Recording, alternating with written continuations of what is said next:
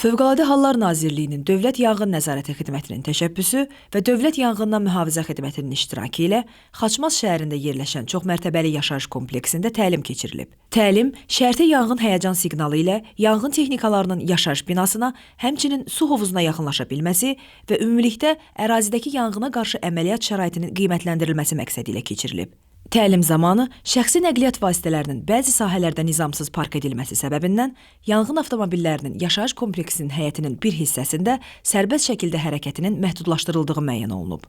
Bundan əlavə, binanın ilkin yanğın söndürmə vasitələri ilə təmin edilmədiyi, yanğın xəbərverici siqnalizasiya qurğusunun quraşdırılmadığı müəyyən edilib.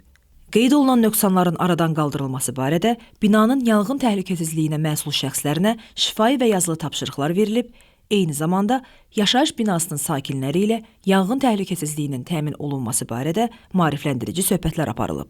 Nəzərə çatdırılıb ki, yanğın və digər fövqəladə hadisələr zamanı xüsusi təyinatlı texnikaların binaların həyətinə maneəsiz daxil olması, çevik şəkildə döyüş vəziyyətinə gətirilməsi və əməliyyatların effektli keçirilməsi, habelə su hovuzları və hidrantlardan rahat istifadə üçün avtomobillər yalnız təyin olunmuş yerlərdə bir-biri ilə ara məsafəsi gözləməklə digər avtonəqliyyat vasitələrinin sərbəst keçid imkanı təmin olunmaqla park edilməlidir.